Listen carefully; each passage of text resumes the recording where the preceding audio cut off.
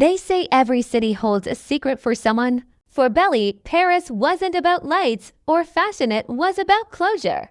The kind that doesn't need words, only a shared silence under a foreign sky.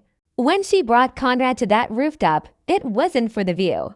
It was for the peace she never got to have back home. Paris was quieter that evening. The streets below were painted gold by the fading sun, and the rooftops shimmered like a sea of memories.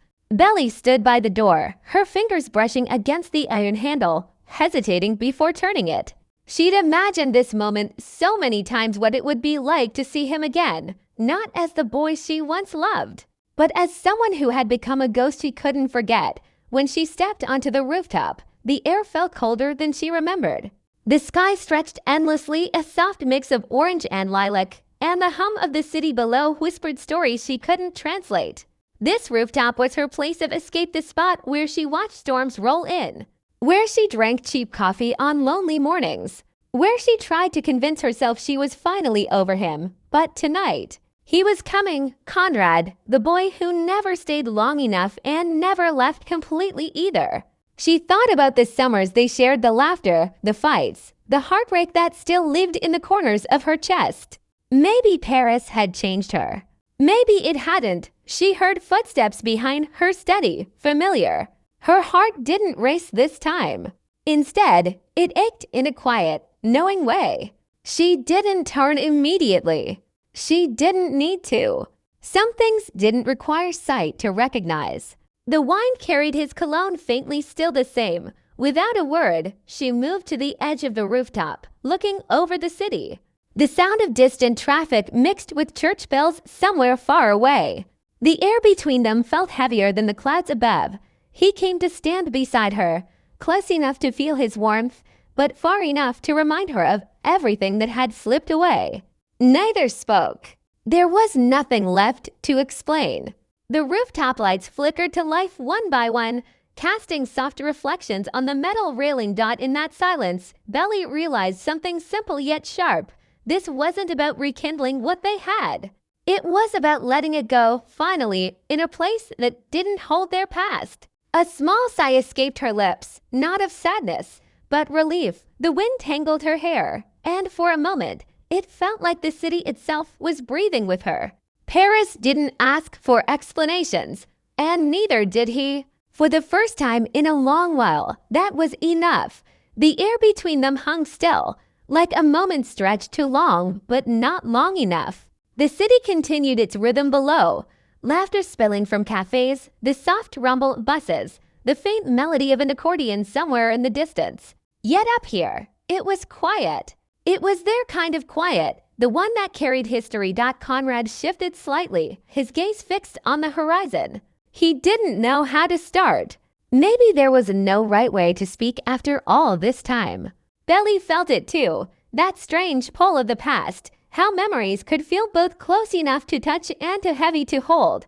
"I didn't think you'd actually come," she said finally, her voice almost lost to the wind. "I almost didn't," he replied. Eyes still on the skyline. It wasn't anger that sat between them anymore. It was something softer, regret's older, calmer sibling. The kind that comes when you stop blaming and start understanding. Belly looked at him, studying the familiar shape of someone who had once felt like home. The Paris light softened his edges, made him look almost unreal. He was older now, quieter, the same way she was. It was strange how time changed everything and nothing at all. She wanted to ask him if he ever thought about that summer, the one that felt endless until it wasn't, the one where love felt simple and heartbreak felt impossible. But the words stayed in her throat, because here, on this rooftop, she realized the answers didn't matter anymore. Instead, she pointed toward the distance, to where the rooftops dipped into the glitter of the Seine. "That's where I go when I can't sleep," she said softly. "It's quiet there. I can think." He nodded, following her gaze. "You always needed quiet," he murmured. "I think we both did," she said. There was a long pause, the kind that would have been unbearable years ago but now felt necessary. They stood like that, not as the girl who once waited and the boy who once ran, But as to people who had finally stopped pretending they weren't broken by the same thing, Belly's eyes traced the city below, the people, the lights, the movement. Everyone chasing something, everyone letting go of something else. She wondered if they looked like strangers from down there. Maybe they were. Conrad turned to her then, not fully, but enough that she could feel the weight of his stare. "You look different," he said quietly. "Not in the way you think. You just seem lighter." She smiled faintly. "Paris does that. Or maybe grown up does." He laughed, not loud, but enough to stir something in her chest. It was the same laugh she used to love, the one that sounded like summer evenings and stolen glances. It hurt a little to hear it again. Belly reached for the edge of the table beside her, where two mugs sat untouched. She handed him one. The steam rose, blending with the cool night air. "It's terrible coffee," she said, "but it's tradition." He took it without hesitation, their fingers brushing briefly. It wasn't electric this time. It was grounding. Like remembering that the world had been kind enough to let them meet at all. They drank in silence, watching the lights flicker on the Seine. A faint drizzle began to fall, soft, almost shy.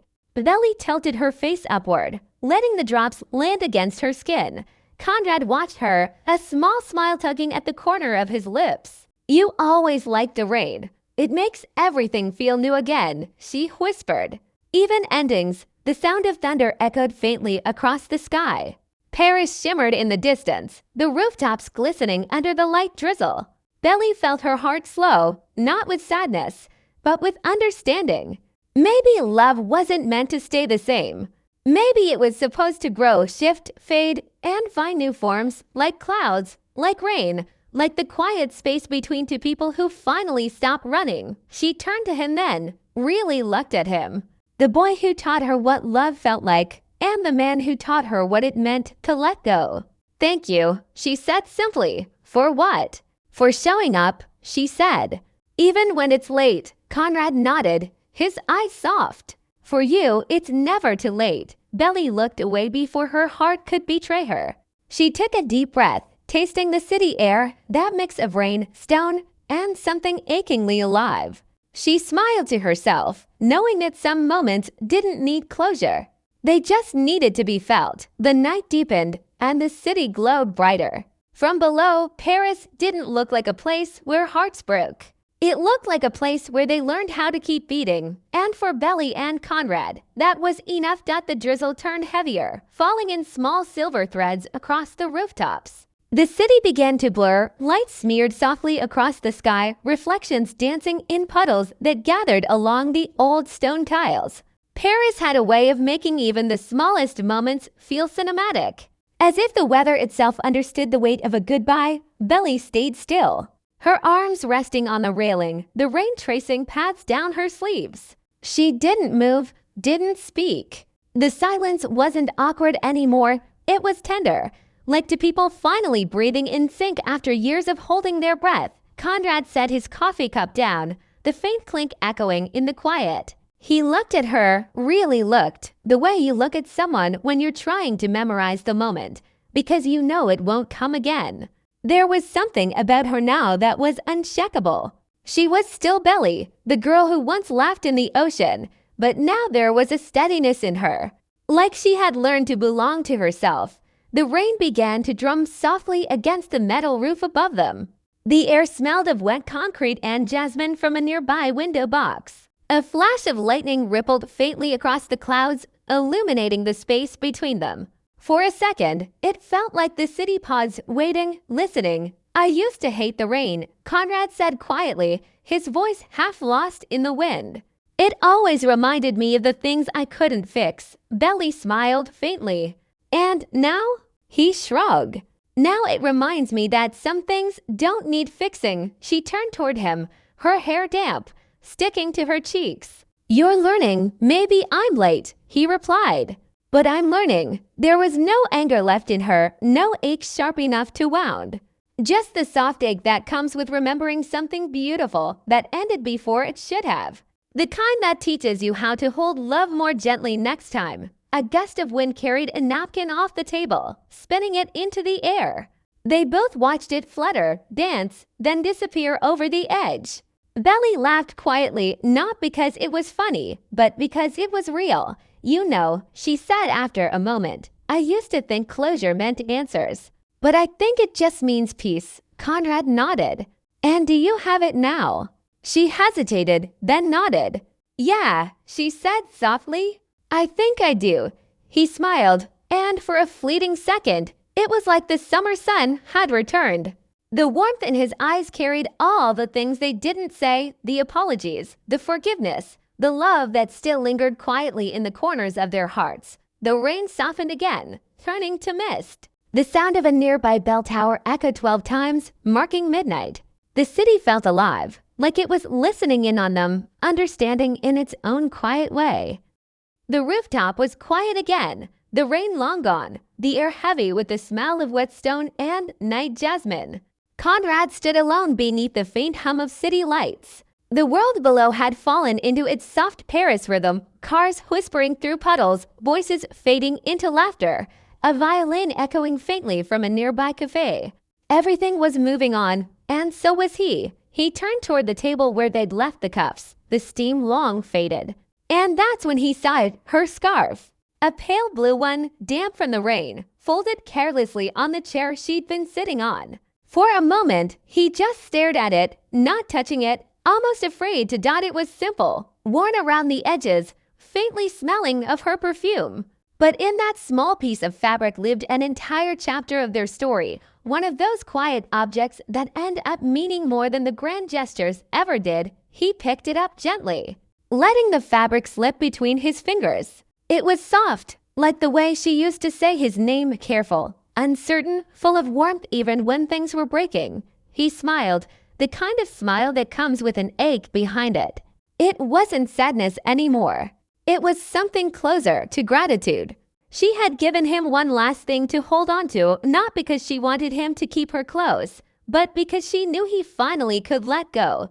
The wind rose slightly, tugging at the edge of the scarf. Conrad held it tighter, walking toward the railing. From up here, the city stretched endlessly, the lights blinking like little heartbeats across the horizon.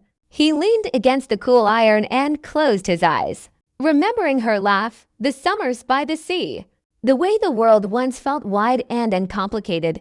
He thought of how they'd grown apart not because they stopped caring, but because they needed different kinds of peace. Hers was found in movement, in new cities and new mornings. His was here, in stillness, in the quiet understanding that some love stories don't end. They simply change shape. He lifted the scarf to his face for a moment, inhaling the faint scent that still lingered, soft, fleeting, familiar.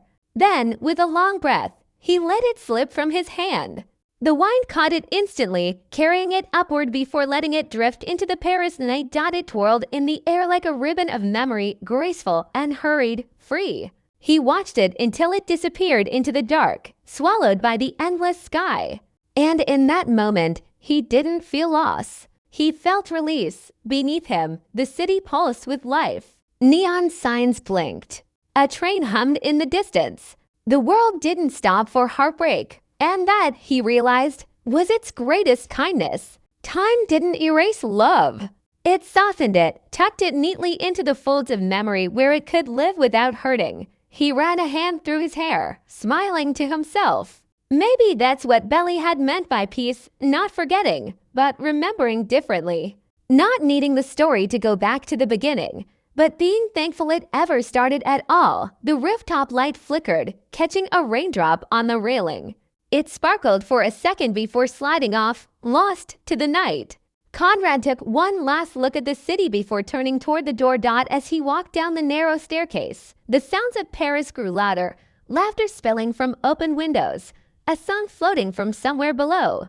It felt alive in a way that reminded him life goes on, even when hearts take their time catching up. Halfway down, he paused and looked back, not to wait, not to hope, but to remember.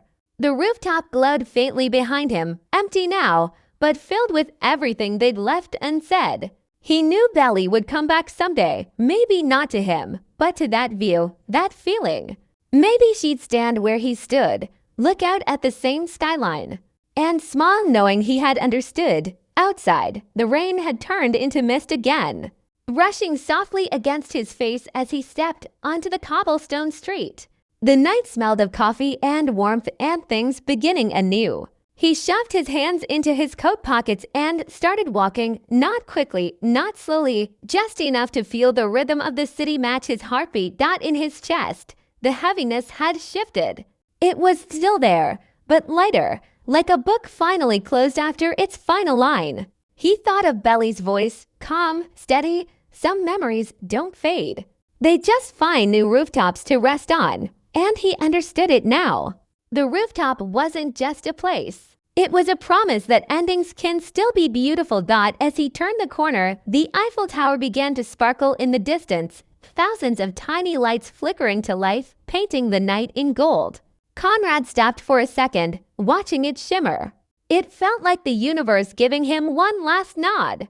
One final moment of quiet grace. He smiled, tucked his chin into his collar, and walked away, up above.